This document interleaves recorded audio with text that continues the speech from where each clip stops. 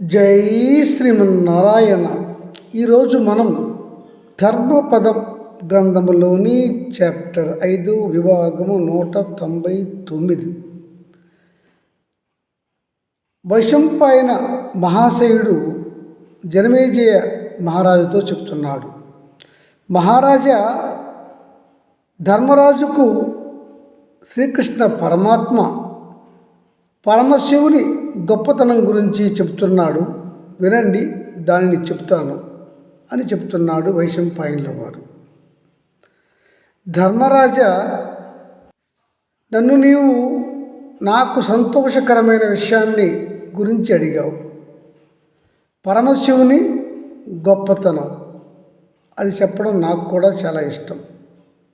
నేను పరమశివుడిని ప్రార్థించి చెబుతాను, వినండి. పరమశివుడు పరమేశ్వరుడు, గొప్ప మహత్తు గల మహాదేవుడు. అతడే దేవాది దేవుడు. ఎవరైతే పరమశివుడిని భక్తితో నమ్మి శతరుద్రీయాన్ని పఠిస్తారో వారు ఆ మహాదేవునికి అత్యంత ప్రియులు. మరియు అట్టివారికి ఈ లోకములోను పరలోకములోను సమస్త శుభాలు సుఖములు కలుగుతాయి. ధర్మరాజా, శివుడిని మహాదేవుడు అనుట సరి అయిన పదము. ఎందుకంటే ఆ మహాదేవుడి పైన ఇంకా ఏ దేవుడు లేడు. నీకు తెలుసు కదా, నిరీశ్వర యజ్ఞం దక్షుడు చేయలేదా?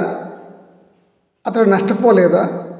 అతడితో పాటుగా ఇతర దేవతలకు కూడా నష్టపోలేదా? అది శివుని గొప్పతనం. ఆ పరమేశ్వరుని శక్తి మహత్తు ఇంత అని ఎవరూ చెప్పలేరు. మహాశక్తివంతులు బ్రహ్మ వరప్రసాదితులైనటువంటి త్రిపురాసురులను అతడు అతి సులువుగా వధించాడు. శివుడు ఆ త్రిపురాసురులను ఒక వైష్ణవ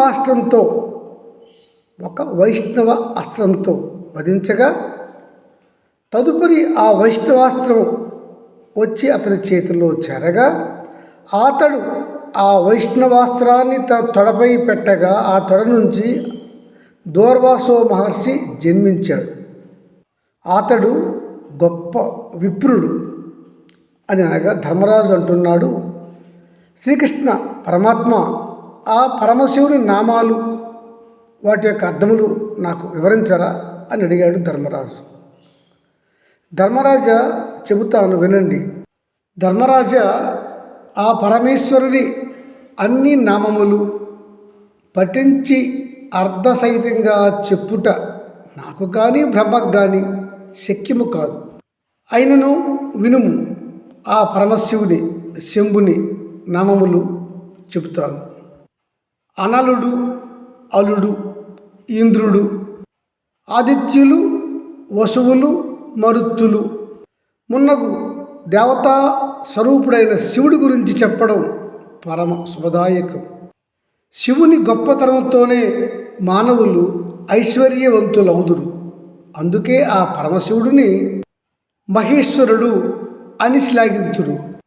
ఆ పరమశివుడు ఎప్పుడునూ విడవక అంబ జగన్మాత పార్వతితో కలిసి ఉంటాడు గనక అతడిని సాంబశివుడు అని అంటారు. శివుడు భీకరుడు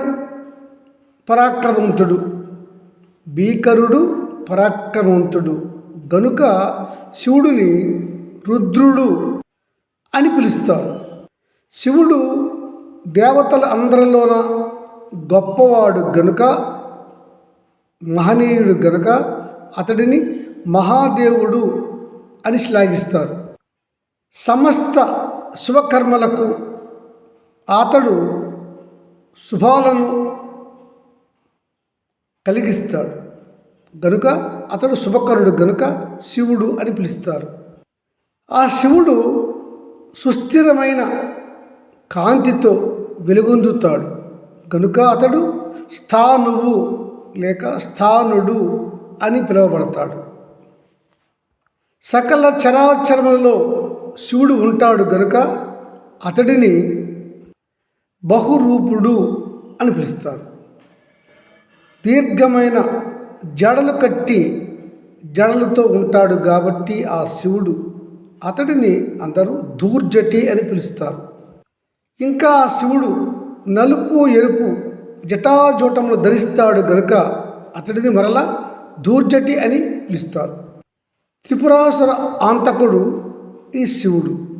అతని దేహము నుండి విశ్వులు అనే దేవతలు జనించారు కనుక అతడిని విశ్వరూపుడు అని పిలుస్తారు.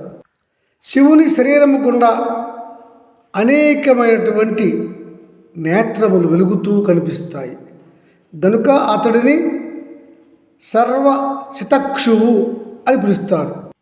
సర్వతచక్షువు. విశ్వంలోని జీవులన్నీ పశువులు, జంతువులు గనుక వీటి పాలకుడు శివుడు గనుక అతడికి పశుపతి అనే నామము స్థిరపడింది. శివుడు నందినెక్కి విశ్వ సంచారము చేయును గాన అతనికి పేరు నందివాహనుడు అని వచ్చింది. శివుడు ప్రాణులను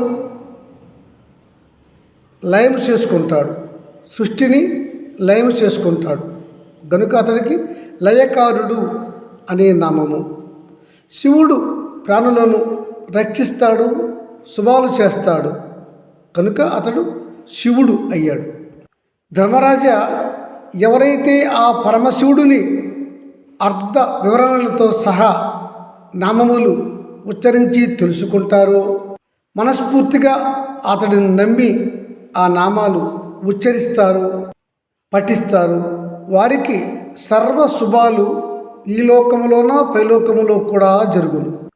ఇంకా వారు ఉత్తమ సాధకులై 24 తత్వాలను విడిచి